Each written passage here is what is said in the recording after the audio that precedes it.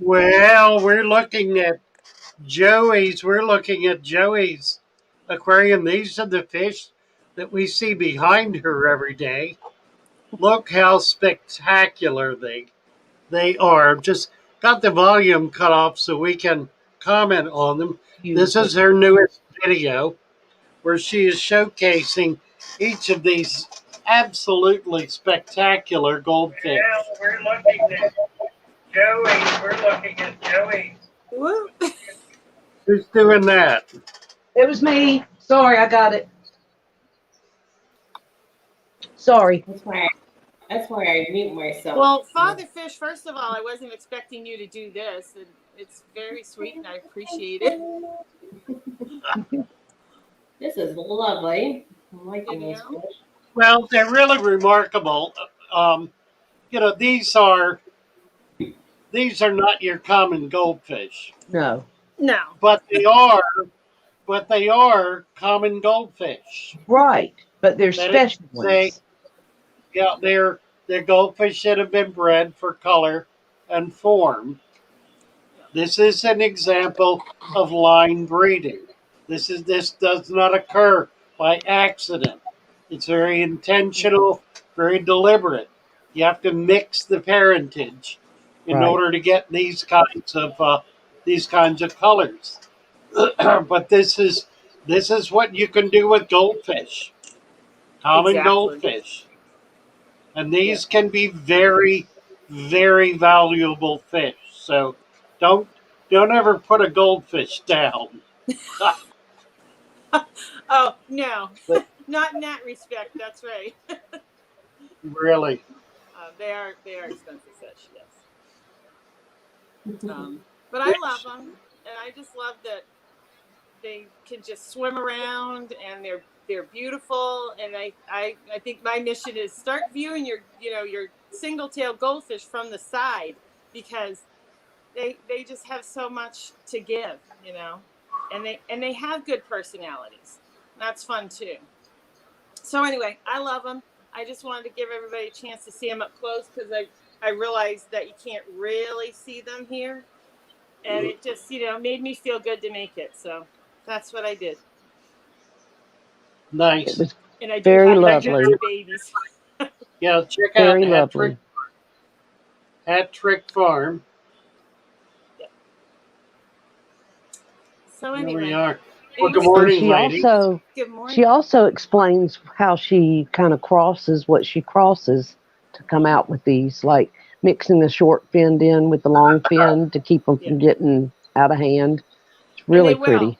They'll get ridiculous if you don't kind of tighten it up every once in a Yeah. while. So, like anything, you can have too much of a good thing. Right. Absolutely. So Wouldn't want that, no, would we? no. We don't want to go there right away. No. Oh dear. Hello, Father Fish. Good morning. Hello, Good morning, Joey. Cassie. Good morning, I'm Mary. delighted to see you. I'm glad to see all of you. Hi, Cassie. And everyone in the Hello, chat. Mary. I haven't even said hello. Good Right. morning. Mercy. Unfortunately, I'm going to have to take about a 1 minute break here. Okay. I gotta take care of a situation. I will be back in a moment. Hang tight. All right. Okay. We'll be here as long as we don't all drop off, right? Right. We lose our Good morning, GRB. I'm having mic issues.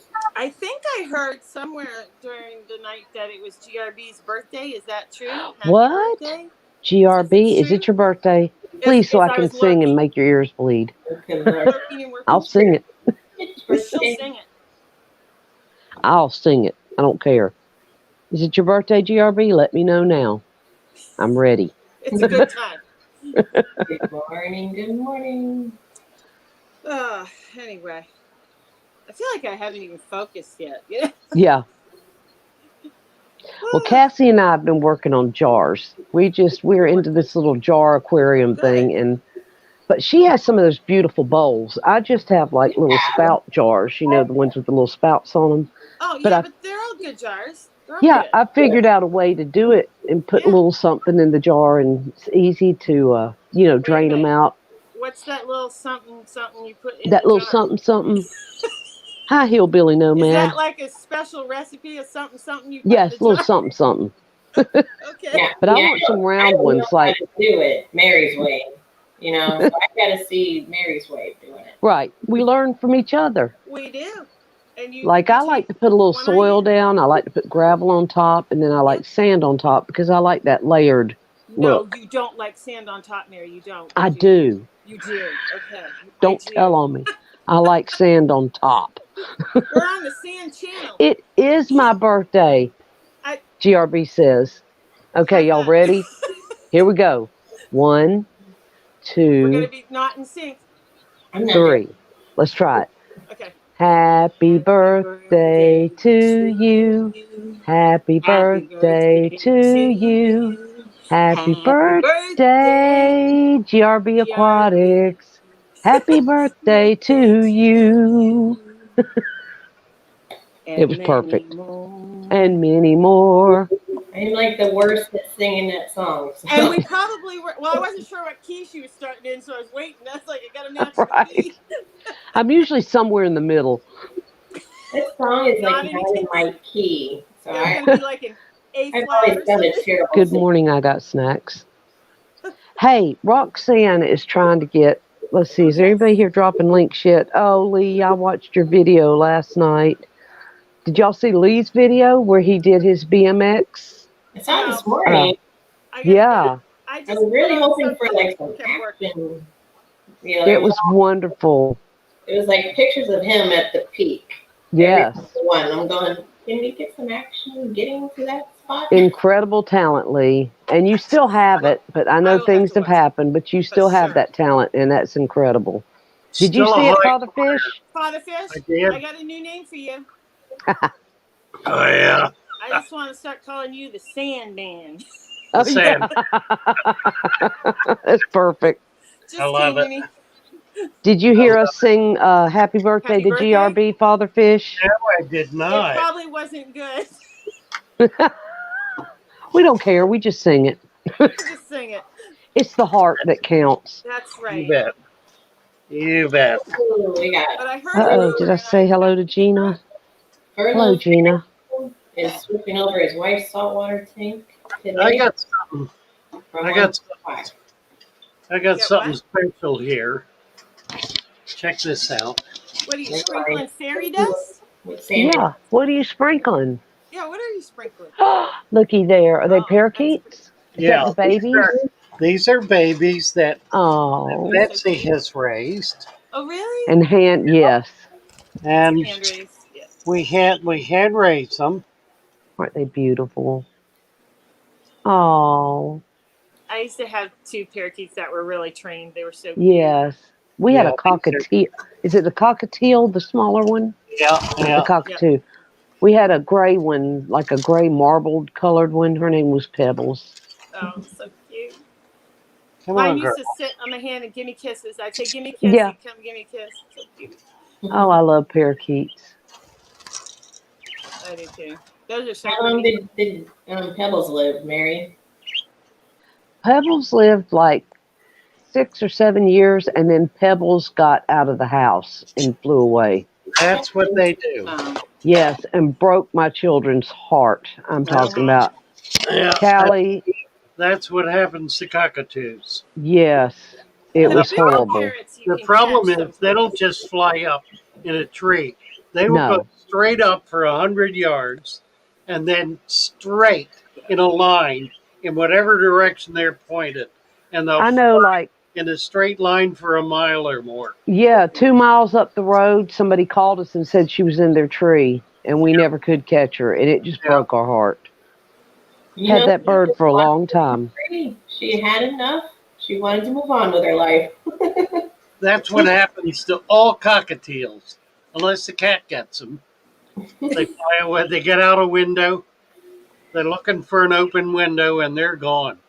When I when I had my Shelby store, I had a Ray, big green wing macaw, and Oh he used yeah, to get on the floor and play with the cats.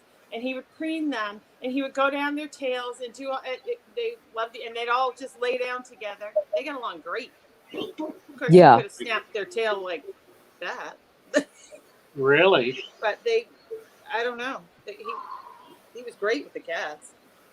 Let's see. Shelby Ray Lane says, my brother-in-law's daughter or brother died unexpectedly, so she's been AWOL and just catching streams when you can here and there. Our prayers are with you. Yes, I'm so sorry to hear that. Let's see. GRB said, for my birthday, I've got an awesome bonding session with my shingleback lizards, allowing me to handle them for a prolonged time until they fall asleep on my chest. It was adorable. That's cool, GRB. That is. Furloughs Aquatics. Yes. Have we met Furlough before? I don't know if we've seen Furlough before. Have we seen you before, Furlough? Have you snuck in here on us? I have not. We've I seen don't Glass think Box. I have, but welcome either way. Mhm. Welcome. We met you. And Glass Box Fox has been here. I think this is the second or third time, maybe more. I'm not sure. CPC Aquatics. That's a new one too. I'm back, they said. Let's see, you're saying second or third time because now you're seeing them in the evening. So Yeah. And that's true. There are a few. Yeah. Look, sometimes there are different people in the evening. Right. Absolutely. Well, I haven't managed to officially say hi to anybody.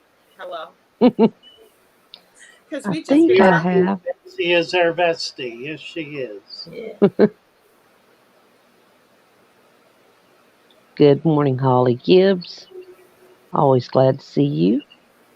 So remember we had a story time last night? Yeah, well, I wrote down the thing, but what was it about? I cannot remember. I'm going to have to find my notes. You had a what, Cassie? I was like, this needs to be a story time. Yeah, somebody asked a question right at the end. I got you. Yeah. It's come up several times. I think Okay. Father Fish, you could spend a few minutes on it, and we'll make it a story time. Put it off to the side. Sure. Thank you, Cassie. I always appreciate your hard work. I did not understand what that Good morning, was about. Coffee. Just for repeated questions, this one's come up a bunch. I think those ought to be made into videos for your channel. What is the question? Mary, I think she's looking it up. I think Mary's trying to find it. So we could answer something in between if we have something else. It was a common question. Glass Box Fox. Got a bunch of new people here. Furlough. Xanadu. Hi, guys. Welcome. Mary. CPC Aquatics. Do you have it, Mary? Not yet. I'm still looking. Okay. What was that question? Do you see anything else for this morning, Cassie? No, just a bunch of hello. Furlough was talking about switching 125 over from salt to fresh. Yeah. You started saying that. Interrupted. Right. How are you doing that? Furlough, what are you doing to make the change? It's a good question. How would you do it? I take out the salt water and put in fresh water. That's how I do it. Do you feel that there would be too much salt still in the sand? Would you do a couple water changes once you filled it, or just drain it once you fill it? You certainly could. It'll make it hard water. But it's not really going to hurt anything. Depends what fish you put in it, of course. But if you put fish in that tolerate hard water, and especially the plants, they're not going to have trouble with that. Excuse me. Most plants, like all of the stem plants, are really brackish water plants anyway. I've got it. She's got it. All right. Ding, ding, ding. I had to go back. I'm like, you know what? All right. You're getting asked about the Wallstead method. What are your thoughts on the Wallstead method? And this has come up a few times, so I thought maybe this would be a good way to make it into a video. Well, Wait. Put us off to the side first. it's really worth talking about this. The Wallstead method is not a specific detailed formula for setting up a tank. That's not what it is. It is a body of research based on using soil as a substrate in an aquarium. And literally, that's all it is.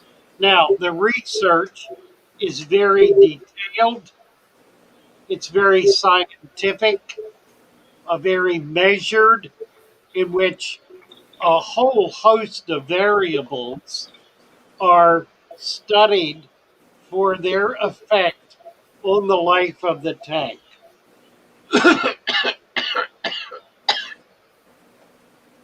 If you read, excuse me, if you read Diana's book or look at her book, you'll find that it's a scientific treatise that is very dense. And unless you are of a scientific mind, is very difficult to get through. Most people skim it. They flip to those sections that are relevant to what they're trying to understand and dig into that item. It's really, it's a, her book is a research study to be used as a research tool. It answers many questions about soil in the substrate. It's one of those real duh moments. It was Alexander Lee asking about the Wallstead method. Oh, crap. You're cutting in. Hold on. Oh, sorry. She didn't hear us. Mary, I found it. Yeah, I know she wasn't here. Oh. That's right. Yeah, I was over there at my TV trying to figure it out. Oh, I thought you heard us. Sorry. No worries. What I take away from Wallstead is different from what anyone else takes away from Wallstead. Because we all approach our hobby in a different way. There are things that I do in setting up a tank that Diana Wallstead does not do. Nevertheless, I derive virtually all of the techniques and the procedures in my system from her research. So don't try to get into a, a debate with someone about what the Wallstead method is. There is no Wallstead method. There is a methodology, that is to say, there is a body of knowledge that she has created and that continues to expand as hobbyists take on her approach, that is having a very substantial effect on the hobby. And we see it here. We see it in many places. So that's kind of that's kind of the foundation of where I'm at with Diana Wallstead. I find her work absolutely fundamental to understanding what a dirted substrate is, how it affects the tank, and what some of the what virtually all of the fundamental issues are. I highly recommend you you get her book and use it, um, and adapt it to your circumstances. The whole issue, for example, of putting sand in a substrate on a substrate is not something she defines uh, in such a way as to make it requisite for all of her tanks. She does teach that the sand protects the water column from the nutrients, separates them, if you will. But I've taken that much further than she does in her research. So you're going to find that that what I teach and what others who are doing deep sand beds teach is consistent and coherent with Dinah Wallstead. It is not an absolute mirror image because she doesn't put up a mirror image. She does many different kinds of things in her effort to understand what it is that dirt is doing in a tank. Think of her as a research scientist, and you'll have a good, clear understanding of how to read her book and of what she's really all about. Okay, Father Fish. yes. Alexander said he didn't actually ask quite that question. No, this was a Jonathan He question. said he wants to. He was wondering. He's needing information Well, maybe about his bristle I nose fur. answered the question. I answered the question I wanted to answer. You did. You did, Now I'll take the question he asked. but this There one, you go. I Joey, think if he could re-ask Uh, it. Joey and Mary. Yeah, re-ask it. The question was by Jonathan. I don't know what question you guys are finding. Is that the Jonathan one? was asking. But it was good information. Alexander Lee asked about his bristlenose Yeah. fry too. This was, what are your thoughts Stick on the with wall? one thing at a time. Okay, Kasumi, what's Jonathan asking? He was asking last night, what are your thoughts on the Wallstead method? Well, I just did that. Was Right. that different from what you have, Joey? I think Alexander has a question possibly about his bristlenose fry. I'm not sure Yeah, what the question I'm looking is for it. yet, but it's about his bristlenose But fry. that was all. That was it for Wallstead. I think Yeah, so. just your thoughts. I was wondering though, could you and Thomas make a video and be like, what I do versus the Wallstead method? Because they're calling it method, and I think that's why people are like, they come to you going, how are you different from Wallstead? Well, I just spent 10 minutes going over that. There is no Wallstead method. It's a misnomer. It's a misunderstanding of her research. She is not presenting a systematic, methodological approach to setting up a fish tank. That's not what she's doing. She's researching the effect of dirt in a fish tank. Yeah. And she's doing that by creating a wide range of scientific examples of how that dirt can be introduced in a fish tank. So if you read her book, rather than simply buy it and put it on the shelf and refer to it by title, if you actually crack the book and look at it, you'll understand what I'm talking about, and you'll understand what I'm saying is true. That she is not proposing a specific method for setting up a fish tank. She's talking about a whole genre of approaches using dirt to create healthy aquariums. And she studies and researches those elements in detail, in very fine detail, giving us a very precise understanding of what it is that various chemicals, various elements, various biologicals, and so forth, what all of those things do in the aquarium. So it's a body of research. It's not a here's how book. Mhm. See, Hillbilly Nomad had a good comment with this. Let's see here. Where'd you go, Hillbilly Nomad? Just kind of breaking it down like you just said, but I've lost it. Everybody jumped the chat. Oh, Hillbilly Nomad.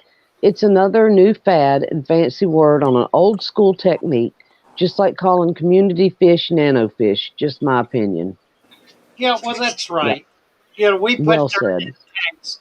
They were putting dirt in tanks 100 years ago. That's how they kept fish 100 years ago. They set up dirt in tanks. They didn't have gravel, uh, and rarely had sand. They would use dirt from the backyard and put it in the tank and then put water in it. And when it settled down, or they would scoop out mud or dirt from a creek or a pond. That's how they were set up. That's what it was. And that's frankly what the hobby is. It remains that today. We've Yeah, just taken it to, we've gone down so many rabbit holes, we've lost track. right. Who was it? Holly?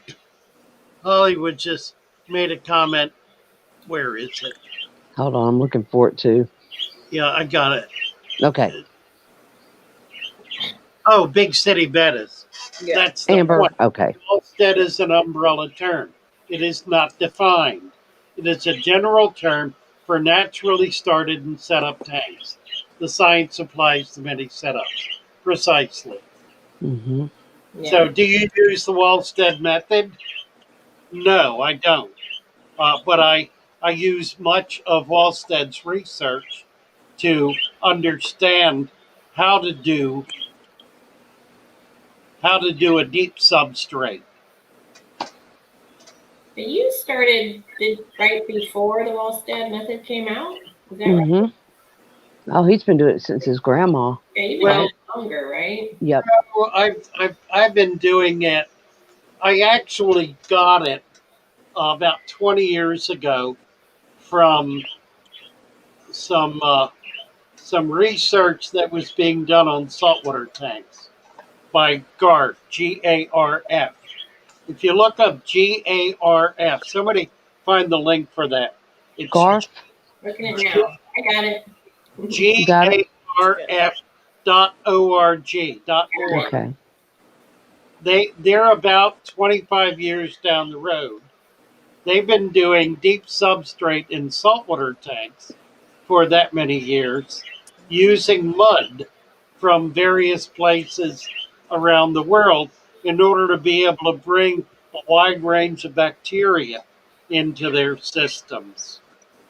And I really, I kind of jumped on it from there. I had fiddled around with it before that, but not seriously. And I did it for maybe, I don't know, 5 years or so before Wallstead's book came out. And then that became a Bible because she explained so many things in her research. Right. Her, her, her book represents 35 years of research. It's not something she picked up and ran with for a year and wrote a book about. It is the Right. entire body of work of her life. It is Yep. her life's work, And if you will, her would I be lifelong work. would I be wrong in saying, if I recall correctly, it started with her observation of watering troughs? Yeah, watering troughs with cattle I mean, and right. She didn't put the dirt in the watering manure. trough. There was She manure. There was from the cows soil. There was Sure. everything. or the Yep. livestock. Yeah, hmm Yeah. if I'm correct. That was when she noticed it. Yes. Yes. Interesting. So And then- grew up on the Watering farm, troughs? right? And it just was like good water? Is that what she noticed? Well, it just balanced out where the water troughs would just sit for so long, and I don't started know. growing. It started growing things. Yeah. Interesting. Yeah, I lived on a farm, on an estate farm. Oh golly, 25 years ago or longer, 35 years ago. That had troughs that were old timey troughs hmm that had been there forever, and they I were full guess. of daphne, full of Yep. daphne. The Right. cattle were drinking out of them, but they were loaded with daphne. I mean, I think if you don't have a bottom that where you can drain that trough, then every time the animal comes up, it's got dirt on its mouth. It gets a Yep, drink. exactly. More it's got goes in, grass and out then of the the frogs or come and seeds Yep, out of the hay, yep, right, everything. yeah. and then the frogs Um, and the bugs and yeah, an ecosystem. Big City Bettas, Diana's book made me realize we're creating micro thank worlds you, Chevy. and ecosystems, literally a piece of nature in a glass box that needs to be treated as such. Changed my hobby and how I view it. Absolutely right on. That is Hmm. precisely the case. We're not creating sterile little environments. Quite the opposite. We're Right. creating living environments. And when Yeah. you can relate to it as such, then it changes its character for you and you relate to it in a different way and seek to enhance that, seek to bring more life into it rather than try to somehow extract life from it to make it uh, clean or pure or right or Hmm. whatever. All right. Right, because there's more living in there than just your fish. Yeah. A lot And more. the grass was created, or whatever was growing in it was creating fresh water basically because it was filtering the water that the Sure. animals were drinking out of. It's kind of like seeing our animals like a cat drink out of our fish bowl. Yeah, They love, Shelby yeah, Ray makes an interesting comment. She says, I read the Wallstead yeah, method. It was so scientifically heavy slogging through Yes. that it did not give me any confidence to try it. right. And it's really simple. I understand that perfectly. If I Hmm. had not been, if I had not been doing it, basically, before I read the book, I might have been overwhelmed by the book. Yeah, But that's not its purpose. Its purpose is not to teach you how to set up a dirted tank. It is a scientific. It is scientific research. It right. is a research treatise It's just that's a, been published, yep. and it contains all of the research from her 35 years of researching in the field. She could have I'm been researching your tanks, just seeing how they worked. It was just what she Yep. researched. Well, she created her own. I'll be back in Hmm. a minute. Excuse me. Okay. Somebody asked a question about CO2, guys. Did y'all see that? Uh, No, but I'd like to address Coffee's comment. okay. Fish, if he's done with Wallstead. I've Oh, enjoyed Wallstead, but now I'm moved on to Coffee. well, no, Coffee's the one that asked the other question too. It's at 8:21. I'll just let you know, and that way you can cover that. Well, I guess go with whichever one makes the most Well, sense. Yeah. I've replied to him since then, so I Right. don't know if he started with I'll that. be right back. Okay. What did you just say, Cassie? I couldn't hear Be you. right back. I don't know. My volume completely off today. I think they can hear you. I think I'm the one that's struggling hearing you. And I can't hear you, so I turned my volume way up to hear you. Because Father Fish tells me to turn my mic down because I come in too loud to him. Well, it's like I think people are And then struggling I to can hear hear me, you. but he always says, he doesn't need me any louder. So yeah. So, Yeah, and I don't want to overwhelm him, but then I feel like no one else can hear me. So I turn my volume up for you because I can't hear you. right. And then he's super loud on my end, and Mary's super loud. Well, I think it's just with the 4 different locations, it's just Makes me want to pull my hair out. maybe not linking, not jiving the So way we want it to. Until after he goes, I turn my volume up on my mic. Well, I can't be turning it up and down every time I have to talk. That'd be crazy. Actually, it's on automatic. You still can't hear me? It's on 100, so actually it's back up to where it should be. You're not like you usually are for me.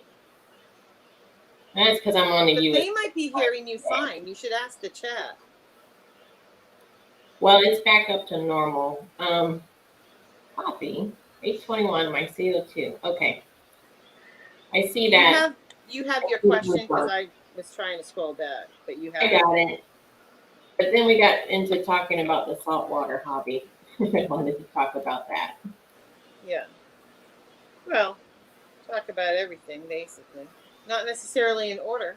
It'd be nice if it was in order. So Yeah, just but we're not that organized. Not tune into live. this section for Wallstad. You would really love that. I would. I would love that. I can just go with whatever. I try to be like, shh, shh, shh. I know. This I see question, that about we're you. still on this topic. Wait for that one. You're very organized. I'm not. I just try. go with whatever comes my way. I'm not either. I'm impulsive, and I'm like, I just blurt out stuff. So Yeah. sorry. Mary, you got like, bam. We usually get to it all, but it might not always make sense. Did you feel like you got smacked on the back of your hand Me? No. when you interrupted? No. All I could think about is I forgot my coffee when I was reading Coffee's comment. Oh, you came in. And I'm going to need a refill pretty soon. Hello, Great White Nico. You all saw it, didn't you? Yes. You saw the smack. I'm interrupting. All right. Anybody need to go take a break? Do so. Right, wet socks. I've already done it, so. All right, I can get some more coffee. I'll go get some coffee. I'm having digestive issues this morning. That's all right. I'm being called Casper. Casper. Let's see. Coffee has a comment at 8:31. Right. About the CO2. top end of the hobby is almost all taken from the wild. Oh, yeah. It is sustainable and gives us a bad name. I really hate the drivers who get coral from the wild. I'm not sure I know what this is referring to when he talks about the top end of the hobby. If this is saltwater, Yeah. that it's been true. It's less true. It's less true today than it's ever been. There are coral farms that are producing a large volumes of coral that are flooding the market. There are still places where coral is harvested from the wild, but most of that is actually farmed. The areas where it's harvested are areas where coral is planted and farmed, just like a crop is farmed. It sits there for a few years and is then harvested. That's particularly true with the soft corals, the zoanthids and zinnias and so forth. So less and less is it true that there are fish. Uh, Many of the fish are harvested from the wild because we haven't figured out how to raise them in captivity. But what we have figured out is how to collect large quantities of zygotes of the tiny fry as soon as they hatch from the egg and go to the surface. We're doing that with the hippocampus, the blue tang, blue hippo tang, and with the yellow tang. Those are being grown out in captivity from very, very tiny little fish that occur in the millions.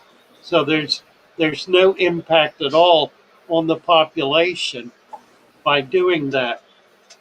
There are serious efforts that are being made continuously to create sustainable harvest with saltwater and freshwater fish. The the the, uh, um, the Piaba project in South America is a perfect example of that, and there are many similar projects that have been going on for decades in the Philippines, for example, with the collection of seahorses. Seahorses are never are always collected seasonally, and females are never taken. Um, so that the farmers, the collectors, the gatherers, will have a sustainable population of fish. The problem we're having is is the mega fishing fleets from China, primarily from China, that go into areas like the Galapagos and like the Antarctic and strip vast areas absolutely clean of all life. Those are profoundly destructive techniques and approaches that are banned globally, but we don't yet have a high seas police force that's able to actually monitor and control that behavior. The high seas are still open to all comers, and if you want to do something about that, you've got to consider the fact that all players will have a hand in that. So it's a rather difficult issue. The only way we're going to be able to really control those issues is by putting by um, by nations that are committed to sustainable harvest, putting pressure on those countries that are refusing to abide by sustainable harvest and that are marauding their vast areas, putting pressure on them economically to cease and desist, and that's been happening. We've done more of that in the last 4 years than has been done in the history of environmentalism. You don't People don't pay attention to that because the so-called environmentalists are really not concerned about the environment. They're concerned about politics. But if you look at the environment and what's happened to the environment in the last 4 years, it is quantitatively vastly superior to what it was even 5 years ago. You gotta you gotta you got to pay attention to the reality and not to your ideological fantasy. Sorry to get off on that, but it pertains to exactly what we're talking about here. I mean, people who come up, we've got it happening all the time.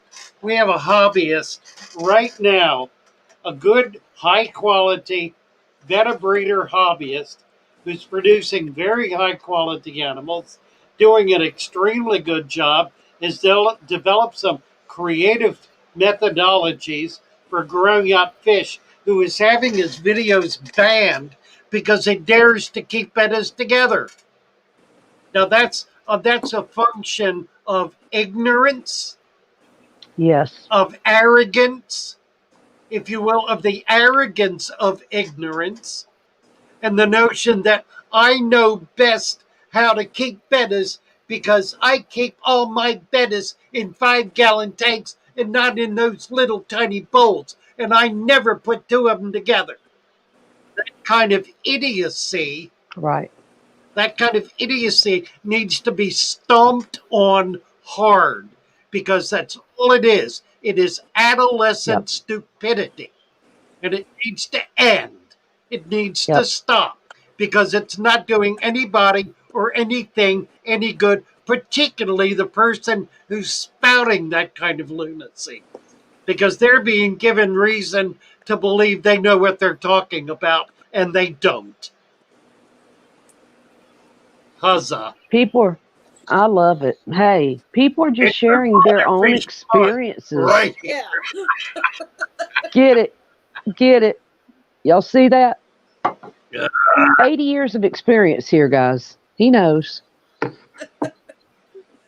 Where are Look, we? you have to have common sense. If you keep bettas like I do, I mean, I've got bettas in a sorority. There's a few that didn't work out. I mean, I put them together. I tried it. If they didn't work out, then yes, they moved to another little tank to live a happy life in a little planted tank.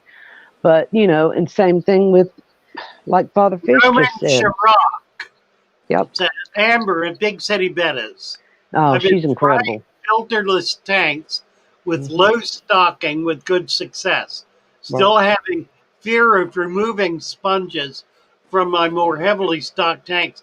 The thing that's interesting about bettas is that bettas do not require air to be introduced uh, mechanically into the water system.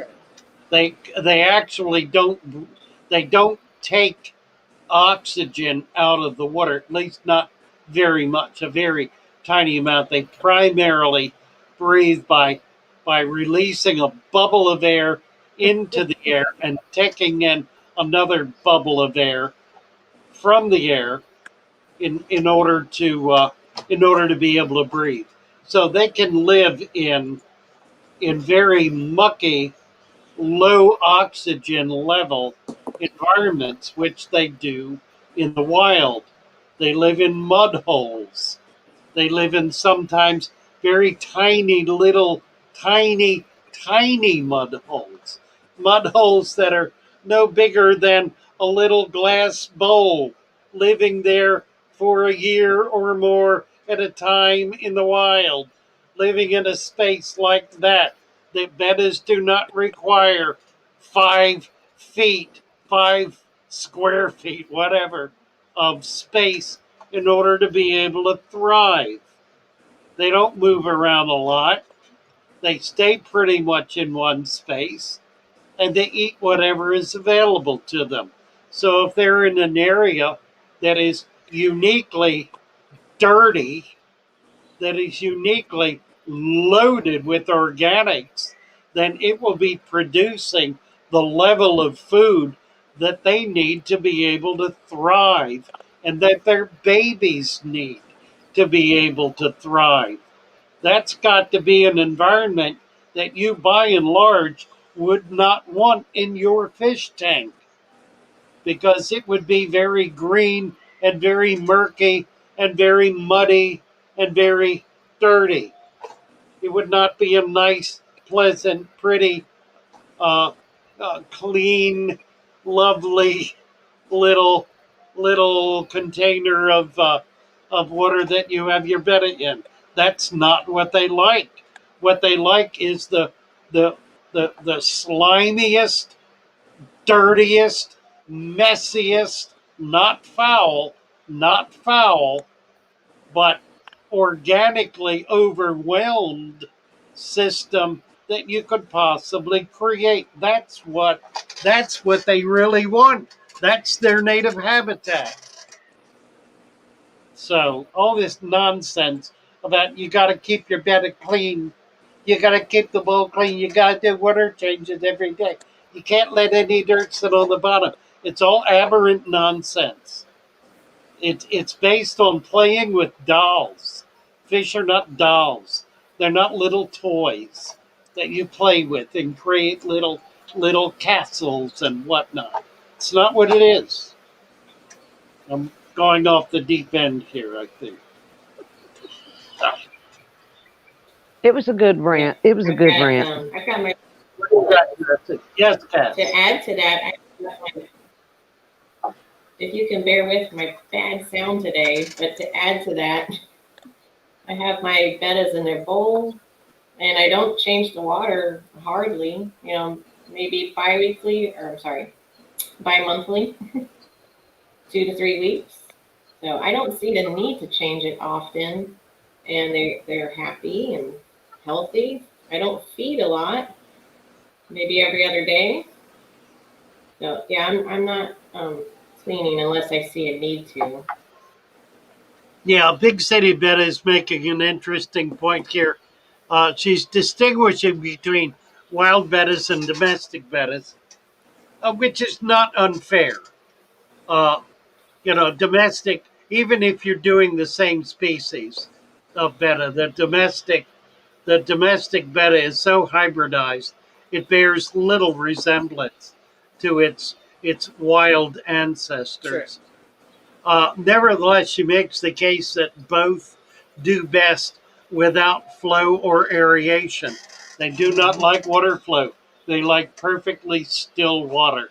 So putting a filter in a betta bowl is not doing it any favors. It just creates stress for the fish, water movement that it has to overcome in order to stabilize itself. Well, All little and things like that. as I say, then you deal with when you start getting into the half moons and the ones that have such large, long fins. They're having a hard time as they get older moving around on their own, let alone fight and flow. That's why people see them laying in plants and things. They got to have a break because they're using all their energy just to keep those fins upright and going. That's true. Kind of like what you were talking about with your goldfish breeding these long fins. It can get ridiculous on them. Yep. Of a good thing. Yeah, absolutely. I have one, my first one, he's got ridiculous fins, and he's fine, but I have to keep a lot of plants in there so he can rest, because they need to get up to the top. They need to breathe air. Around all day. No.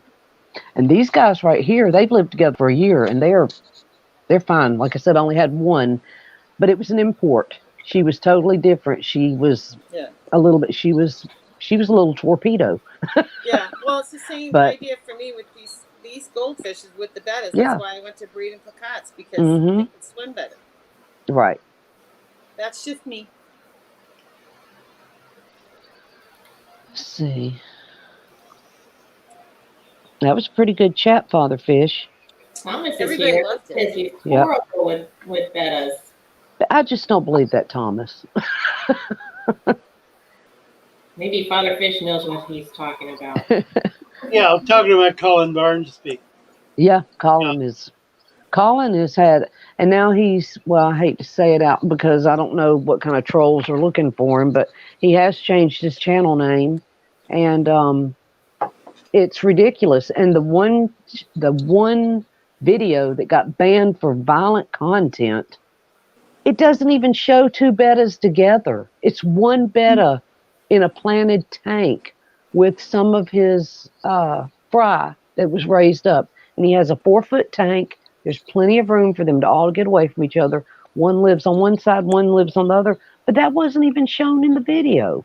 So I don't know who these YouTube betta police are, but it's ridiculous. And Colin has experience, like, not as long as Father Fish, but he was he owned a fish store. He owned a lot of, and he just enjoys filming his beautiful tanks and sharing his knowledge. That's it.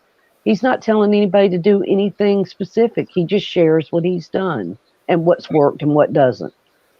Well, I have heard of the betta police. Oh, yeah. Like, I've made a jar, and it's a 3-gallon jar, and I'm scared to put it out there. I'm scared somebody's going to say, it's not big enough. But it's a baby betta. He was living in a cup. He's got a 3-gallon jar now. He'll go into a big tank eventually. But he's really happy. He's having a good time. He's happy. No matter where they are. Right. I get my hand in there every day. Betty's here looking. Betsy's here. Hey, Betsy. Their bestie came up on the link today. Really? Betsy's our bestie. Oh. That's cute. They're doing really well. Yeah. I stick my hand in there. Good. Get them Right, used. hillbilly nomad. And I wanted to show it this morning. Oh, perfect. So I did. I put some little crickets in here last night. Okay. Yeah, he was found in the goldfish pond. Uh-oh. Hanging on a piece of driftwood. In the big one. Oh. No, the big pot. How in the world he got there, I don't know. So that must have been one of the ones that got away. Yeah. Right, mainly bettas. You sure? Yeah, I'm finished with it. Thank you. Oh, I hope you get to go this year, Amber. Going to Indonesia to collect bettas. Oh, well, Furlough. Let me read Furlough's comment here. The overdramatic overkill of this hobby is crazy. I mean, if you have a tank full of African cichlids, it's one thing, but most tanks do not need crazy amounts of filtration that some folks put on. Yeah, that's part of it. It's so many things like that that really are ignoring the aquarium as a natural biological system. Well, and mainly bettas is agreeing with you that maybe don't need the large tanks. Do better in the smaller tanks. That's it. 848. That's a lot. Like Thomas just said, the betta police don't even know anything about bettas usually. They Where just are you going to put it? Okay, Well, so everybody we're can sit behind a catching. keyboard and say whatever they want. Coffee That's is Right, James. and saying over filtering does stop a lot of issues in his opinion and keeps a tank more stable. Mhm. I keep a little sponge filter in my betta tanks just because, and it like literally is like a little bub. Well, this one's got a little bit back well, here, you're but just it's keeping the surface. yeah. I'm just keeping the surface broke up. But like in the little jars, I've got these same little and I mean literally they're just giving off like a bubble every few minutes, just Yes, a little tiny bit to break the surface. And that's just my fantastic. preference. I don't have to have it in there. It's not doesn't hurt anything if I don't. I'm Well, just gonna have to do a little more water changes. I think we all do things that make us Mhm. happy. Right. Well, yeah, we watch our fish, and if our fish Right. are thriving, then we continue with what we're doing. If they're not thriving, we try a different way. Right. So for me, Exactly. my fish are happy. When I walk up to the tank, they greet me. They're happy. They're eating. They're over a year old. I mean, so something's got to be going right, just like Right. your goldfish. Well, Dana? it's Thomas makes the point. It's just Yep. virtue signaling. That's all the Right. world is. Look how wonderful I am. Look what a wonderful, nice, loving, kind, gentle, sweet person I am. That I go after all these people who are doing Right. terrible things like Yeah. putting fish in bowls. How awful is that? It's all virtue signaling. It's not based on anything other than a person's desire to make themselves look important. Right. So Um. Amber was saying earlier in the chat, and I think a lot of comments are stemming off of her comment. So just to help you with some clarification on some of these comments, she was saying when she went to visit Lucas and she saw that he had all the planted aquariums, she had went home and took out all of her sponge filters from hers. Like she had like a light bulb moment and realized she didn't really need any of the filtering Yeah. with that kind of setup. But I think one of the points she also made too was you still have to do what you're comfortable with. Well, I would not take the aeration out of Joey's tank behind her. Oh, That no would way. that would Yeah. severely stress those They fish. would Right. be sitting on the bottom. Yep. They need They're not going oxygen. to die, but they would just be sitting on the bottom. They wouldn't move around much. They need it. Yeah. But you have to look at what fish Lucas has. Lucas Exactly. does not keep goldfish. He keeps a lot of Yeah. tiny fish. Oh yeah. You got to know about the different types of fish. Fish. So you have to look at what fish you're doing. Is it something you can do? Yeah, Alex is another one. These are guys they keep very few fish in a tank. Lucas has a couple of big tanks with a lot of fish in it, but those are heavily filtered tanks with a lot of water movement. Most of his tanks are not like that at all. Most of his tanks have very few fish in a tank. Typically, they're species tanks, and they don't require anything much in the way of filtration at all because a pond environment typically does not have a filter in it other than its substrate, the bottom of it, which acts as a primary filter. You know, and yet it cannot. No pond could support an infinite amount of light. It supports what it supports. Um, there are reasonable limits to what environments are able to sustain. Well, and adding to that, Amber would know better to me because she visited Lucas's house. But I've seen many of his videos, and I think he still leaves sponges in his aquariums. But I think a few he's taken them out and tried the no filter method. He's experimenting with it, so that's all. I feel like it's what makes you happy. What you Well, want and to what try to keeps fish the are fish healthy. healthy? Sure. It, Thinks any better talking about bikers. A biker is an air breather. Biker comes up to the surface to breathe air. It's an old world labyrinth fish. It does not require dissolved oxygen in the water. Right. Yeah. I don't think a lot of people are doing the no filter method. I'm not doing it, except on the vegetables. Well, All right, here we go. Shelby Ray's got a really interesting point. She says, so in nature, somebody's keeping a heater at a steady 80 degrees day in and day out. How crazy is that? Nowhere in nature does that specific kind of environment exist where the temperature remains absolutely stable 12 months out of the year in and year out. Absolutely true. There is no environment virtually, virtually. I mean, there's some geothermal environments where that is true, where the temperature does not fluctuate. And there are fish living in those environments. But by and large, if you're talking about temperate zone, subtropical zone, you're talking about water that's fluctuating, where the temperature is fluctuating throughout the season and even throughout the day. Absolutely true. How are you going to duplicate that in your tank? You might drop the temperature seasonally a few degrees and then kick it back up seasonally a few months later. That's doable and that's a reasonable approach.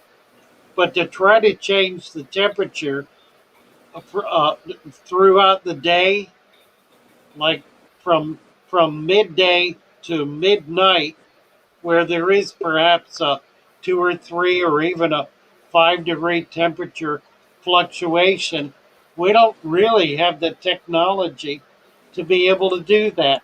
And in doing that, you run the risk of stressing the fish. Fish get ick typically from a sudden temperature drop. So maintaining a stable temperature in a tank is simply a way of keeping the tank stable and keeping the fish healthy.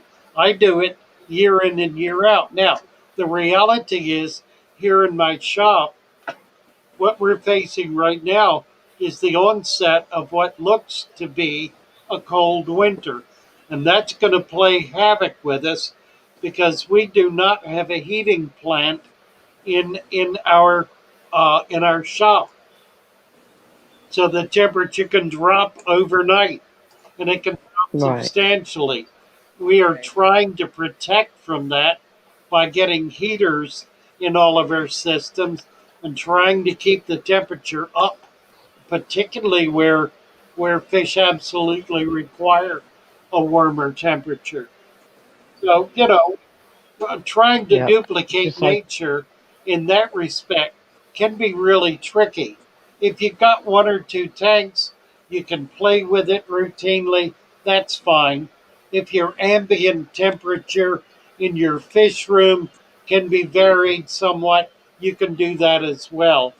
Um, but I frankly recommend to all of my hobbyists to put a heater in their tank for freshwater fish and to set it at 82 and leave it there and have a heater that's strong enough to keep the temperature of the water at that level pretty much permanently because it's safer to do that. Not because it's optimal, but because it's safer. I think Thunder Aquatics had just a nice statement. He hmm said, no two tanks are treated the same in my fish room. I started off with that idea, but the aquarium do it differently. Which I get what he's saying. Every aquarium's different.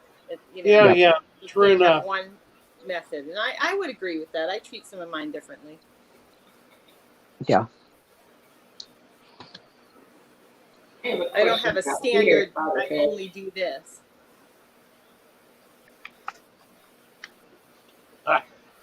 Alex makes an interesting point about treating fish like they're mammals, like they're a little cat or a dog or a rodent or some such thing.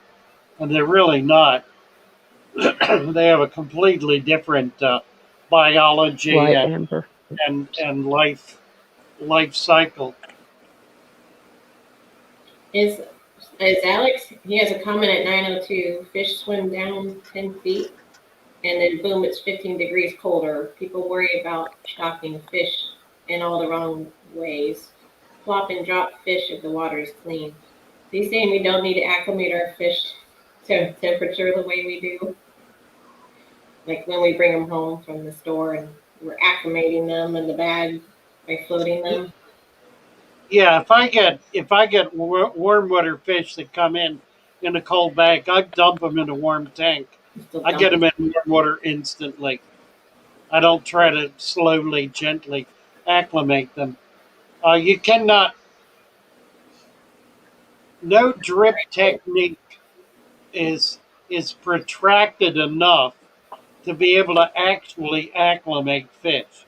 If you're going to acclimate fish, honestly, legitimately acclimate them, it takes days to do that, not minutes or hours. If you're going to acclimate a fish for example, from 8:0 to 6:0, I don't recommend you do that, but there may well be circumstances where you want to do that. That takes a long time to do, not even days. It should take weeks to create that because you're affecting the fish's biology in a very, very fundamental way. Okay, so from 8:0 to 6:0, it's not recommended. But from 6:0 to 8:0, you can just throw it in there and it's fine. Yeah, it's got to do with the pressure of the water on the fish's cell structure. Uh, a fish lives the pressure inside the cell of a fish is identical to the pressure outside the cell of the fish. They're the same thing. They're living in that kind of a symbiotic relationship. So if you suddenly take a fish that's in 8:0 water, which is hard alkaline water, has a lot of dissolved minerals in it, and you dump them in water that has very low mineralization to none, like RO water, for example, suddenly the pressure on the cells dramatically declines. And as a result, the pressure inside the cell tries to match that. Uh, it does it naturally by bleeding out and assimilating, but it does it more rapidly by expanding the cell wall. And if that reaches a certain point, that cell wall will rupture. It'll begin to bleed. And the fish, it will actually kill the fish and can kill it very quickly. If you want to experiment sometime with this, take a fish out of 8:0 water and drop it in 6:0 water and see how long it lives. It won't live a minute, typically. It'll begin spiraling because its cells are literally being exploded. I do not recommend you do that. I'm not recommending that. I'm simply saying that's what happens. And when you do such a dastardly deed by putting a fish in such a horrendous environment and you slaughter it in that way, that's actually what's happening. But don't do it. Don't do it. Don't do it. See, Don't I do would still just acclimate. He'll tell us when we can do it and don't do it. Don't do it. Oh, I do have my Don't do father it. fish sticker on. You Look do. there. Do it, do it, do it. I See, didn't even know it was on there. I saw Cassie's on her You had cup. it on, I saw it. Right? I Yeah, said, I still float the fish don't and do it. I did it yesterday. I was acclimating Do my it, do Jenna it, do before moving him from the bucket back to his bowl, and the two temperatures were like off by 5 degrees, and I went ahead and floated him. And Hey, does anyone know thinking the price for it might going? be Yeah, stressful, Miss just put him in there. right. Yeah, Misfit is asking about the yeah, price of a golden white golden cloud. white cloud. I don't buy golden white clouds, and the reason I don't is because they are obscenely expensive. A white Gosh, I cloud didn't know that. a white cloud at wholesale should not be more than 50 cents. Wasn't that the fish we were talking about yesterday that I was like, Mm-hmm. Yes. fish? Yeah, they had the wrong picture on or something. That's a high price. They did I- want to price of it. I've seen them at wholesale for $4. Wholesale. Crazy. If I you're remember if they're $8.99 in your shop, that's about right. they weren't even listed. I'd have to ask them. I've gotten them for. I should have kept reading them. Oh I did yeah, yesterday, but I didn't know how much. Absolutely.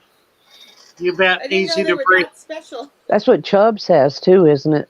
I Doesn't had he have both. the golden white cloud Well, you minnows? know, it's in a year or two, the price will be down to $1 or $2. I mean, You know, Yeah. more people will breed them. The market will get flooded. The price will go down. It's a new strain, and that's always the case with a new Yeah. strain of fish. They're near and precious for a while, but in time the price drops on them. The only thing that has not happened with is the glowfish.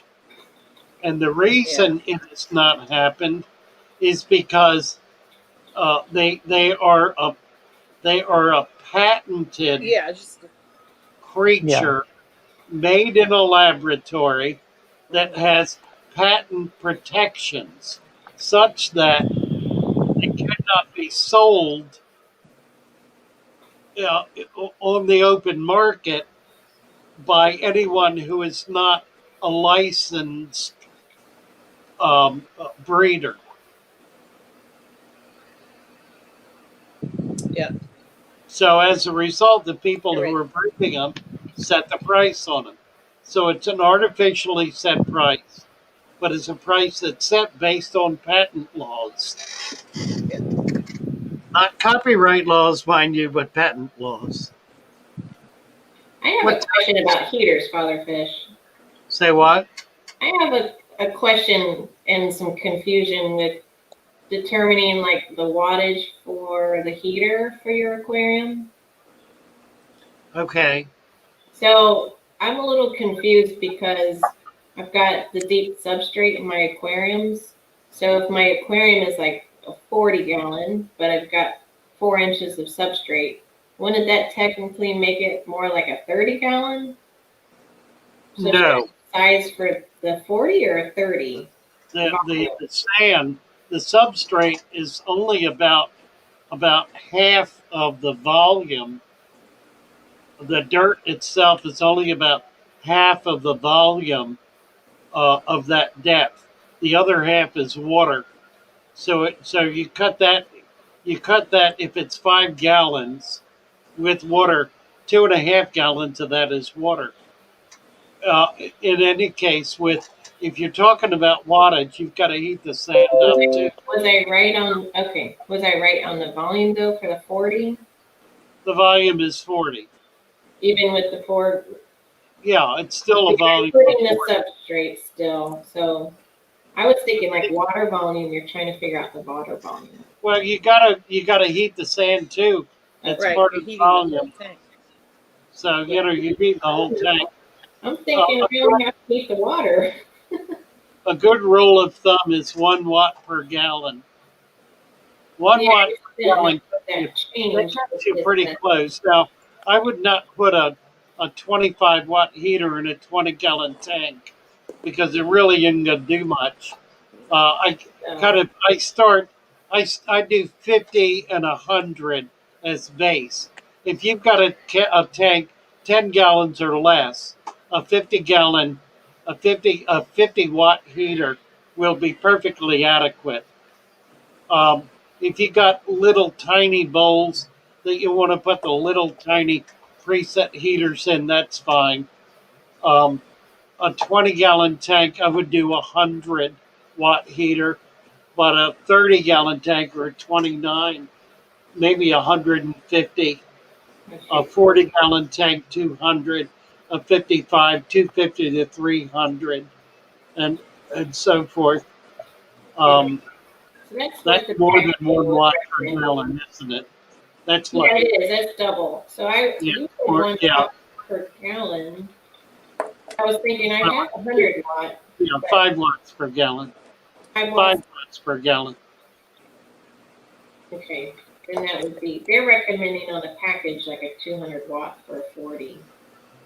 Yeah, that's okay. That would be about right. 200 watt for a 40, a Right. 250 or a 300 for a 55. I do 300s. They're more stock, and I I don't buy 250s. I buy other two or three. I typically buy one, two, three, four. I buy heaters in those sizes.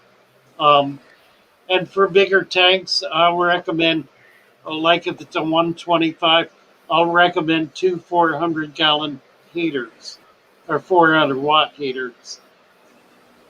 Um, I also I recommend two heaters rather than one because heaters have a way of crapping out, and most heaters will crap out not by locking on, but by locking off.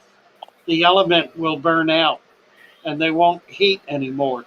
Uh, the thermostat in them tends not to stick. That used to be the case. It's not really so much anymore. So it's hard to get them to stay on permanently. They will flick off simply because they're made with a little different material that does not corrode and cause the thermostat to stick. What does happen, however, is that the element at the solder joint will very often burn out, and it simply won't work anymore. You can take them apart. You got to be careful doing it. If you put pressure on the rubber to move it and no pressure at all on the glass, then you can get that rubber to come out, the rubber stopper to come out of the tube, and then you can re-weld or even wrap that element back on the uh, the heat source, the electric source, in order to get it working again. Father Fish. Yes, I ma'am. think it would be a good point to, well, or should I make this point that, a heater can only deal with maybe, a 10-degree increase from your ambient room temperature. If you're at 70 and you're trying to get 80, that will probably work. But if you're at 60 and you're trying to get 80, you need probably more than one heater for sure. Yeah, you need a lot. Yeah, It's it's gonna make true. a difference. Can Right. I make a comment on my observation of my heater? I don't use heaters. So I just got one. It's a Marina brand. And I got it for my 20-gallon. It's 100 watts. I'm going, this thing is huge for my 20. So I tried to put it in my 40 because it looks a little bit more size appropriate in there. And I set it to 82 degrees. And like, I looked the next 12 hours. So I set it at night and then in the morning. The light was off and I checked the temperature and the tank says 75, but my house is at 75. So it never heated it up to 82. So it didn't do anything. Yeah, It may not be working. that's what I'm thinking. Right. I think it should make, so then I guess the 100 watt is undersized for the 40 in that case. And just maybe it cracked out. Yeah, I would say it is. Yeah, Couldn't do it. but it should work fine in the 20, so long as it's working. Just test it. Take it out. Hold it. Turn the light on. If it heats up, then it's working. If it doesn't heat up, it's not working. Real simple. And you don't have to make it hot enough to burn your hand. Just that it starts to warm up a little bit. If it warms up a little bit in your hand, then it's working. Because it will burn your hand. Don't make that mistake. It absolutely will. It will. Betcha. They get Yeah, really I hot. know. They're not Oh, even yeah, they get red hot. Yeah. Well, really which hot. means if you're emptying your tank, it's really important to turn the heater off, unplug it, take it out, whatever. Well, Yeah, and because then, if you let that thing get hot and then put water in, the water's going to break the glass, Crack it. Yeah. and you So- will ruin your heater. so when do you unplug it? Like the morning of, and then do your water change like an hour later? Just Right unplug away. it and No, your it'll water just change. not. If it's not working, it's not working. No, I mean if it is working. So let's say it was Just working. I want to just do a water change. unplug it. And then how long would you wait? It will stop heating immediately. The critical thing is not taking the water out of the tank. It's when you put water back in. If that heater has been sitting there in the air heating up, when you put the water in, that water is gonna hit the hot glass and break it. It's not too hot, Cassie, if it's in water. It's the out of water that's the problem. If it's in the water, you can unplug it and you're fine. You could take it out. But out of the water, Right. So, like, it'll burn you out of the water. What are you supposed to do? I don't know. I don't like dealing with heaters. I avoid them at all costs. We lost Mary. Yeah, I mean that's okay, Cassie. It's working for you. No, I'm just asking. I'm still here. Questions like, what do I do? Okay. I'm listening. Yeah, I feel it. Look at my eyes. They're getting smaller and smaller by the I minute. need heater education. 5 watts per gallon's the norm, but I don't use heaters on anything except the hospital tank. It's hillbilly nomad. Yeah, I use heaters because I have to. In the when it gets cold in here, without heaters, I have a lot of dead fish, so I'm kind of stuck for it. But I've got systems, so I put 2 or 3 400-watt heaters in a big vat, and it heats up 25, 30 tanks. It doesn't get cold here that often, so I don't usually worry about heating. Well, yeah, if your house is heated, you're not going to have a problem. Well, and it's working for you, Cassie. So don't mess with it. Right. It's a secret right there. If it's working and the fish are thriving, then you're doing something right. It's simple. I mean, it's that simple. It really That's how I is. feel about it. Now, if your fish are laying around all day, their fins are falling off, they've got spots on them, then yeah, you need to do something. I've never used right before. Glass box uses the heaters for I keep my house breeding. Oh, I need to drop Roxanne's link. Y'all, Roxanne's trying to get 200 subscribers by Christmas. We need to support her. Foxy's Fishes. Sorry, I didn't mean to interrupt. It just hit me before we end up here. Yep. In an old house. I'm going to find her. My dad was born in Deer Lodge. How far away is that from you, Gina?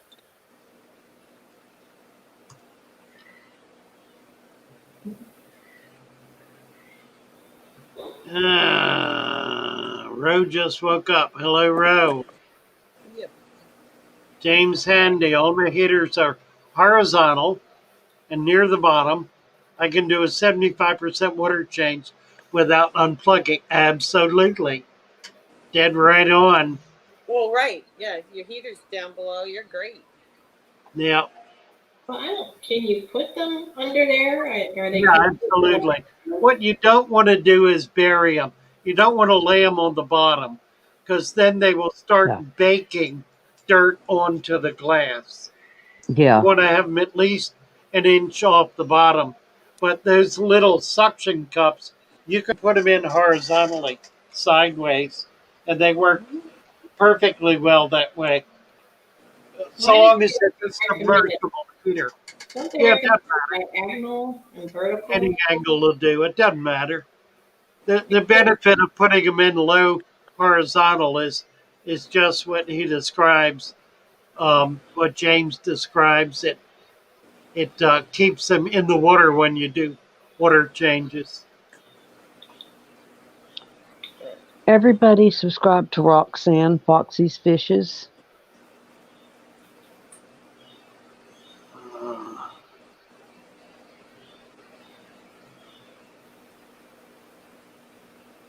Why? I've been trying to get this. She is a wonderful member of our community, and she would like to get to 200 by Christmas.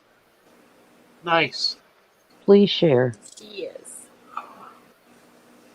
She's got one of the best giggles in YouTube. Yes. Absolutely. Oh, sorry, I didn't know my microphone was on. I was doing talk to text. Sorry, guys. Gina's on the colder side of Montana. Colder. Mainly betters, we can get here there. We can't get there from here. Can't get here. We're mainly says we can get here there.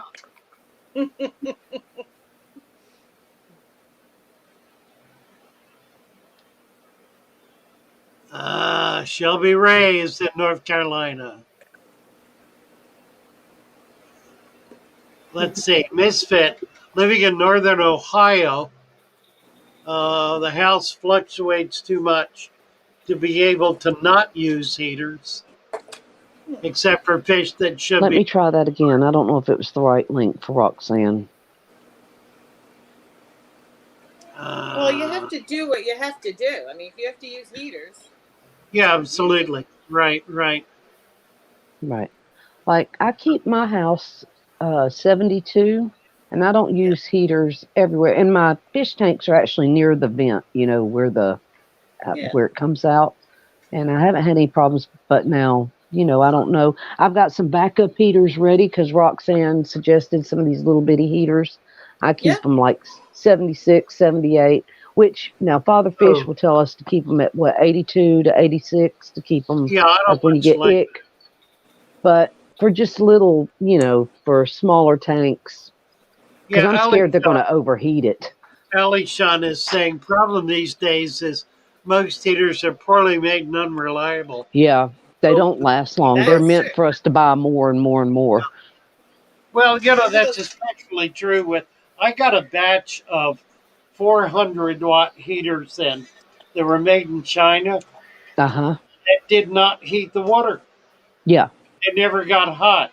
They had capacitors on them that were the wrong capacitator, and so goodness, they never allowed enough electricity to flow into the heating element to heat it up. They were absolutely worthless. That's why they were cheap, right? And they were cheap. Yeah. They were dirt cheap.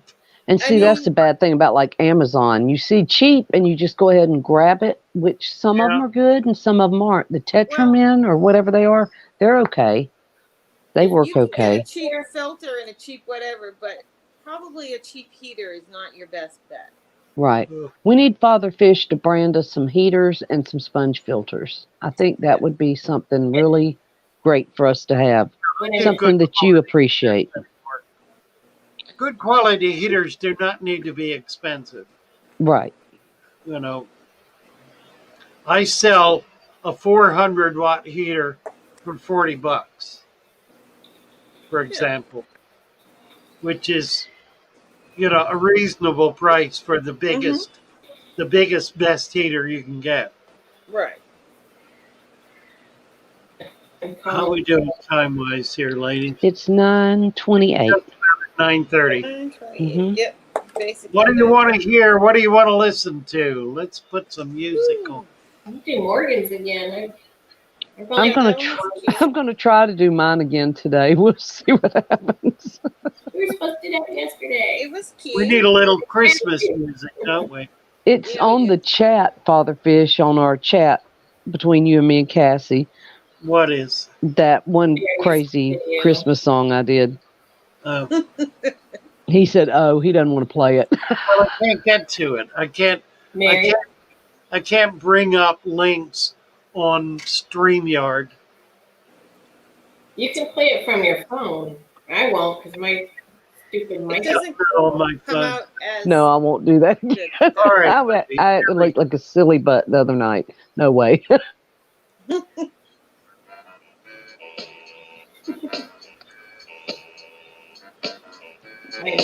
You have a task. You're a mean one. You really are a heel. You're as cuddly as a sea urchin. You're as charming as an eel. Just a silver $1.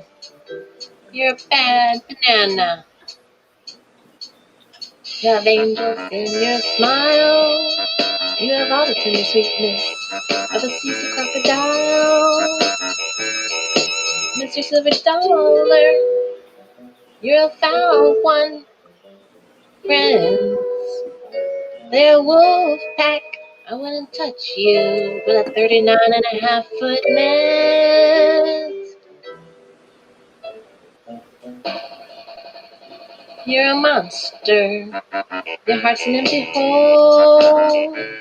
You've got garlic. You've got garlic in your soul. All them pins, I shredded them. All them angelfish, I took them down. You can ask Father Fish. I don't play around. Ew.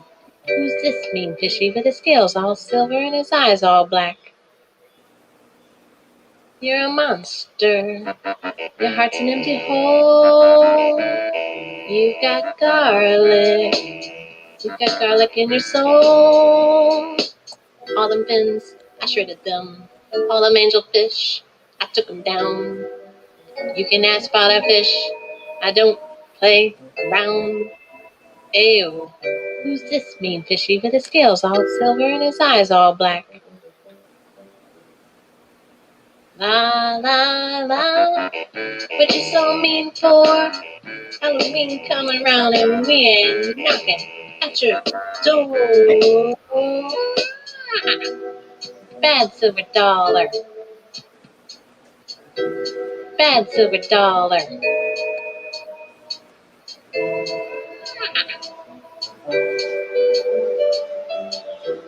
Bad silver dollar.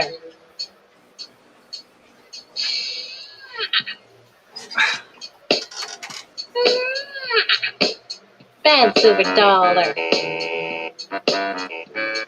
Bad silver dollar.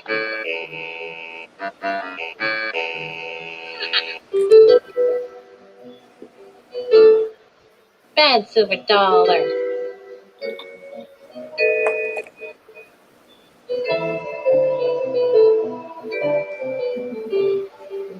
All right.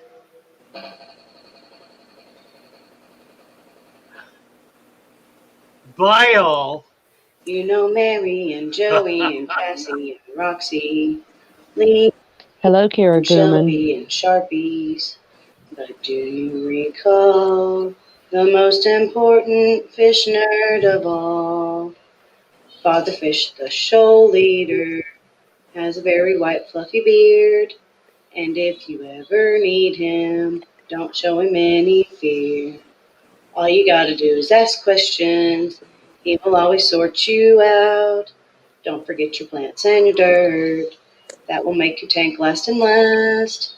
Then one cloudy tank appeared, and Father Fish came to say, if you do it this way, it will change your day. Oh, how the shoal really loves him, and how he can help us learn. With Father Fish to guide us, we will always make them tanks flow.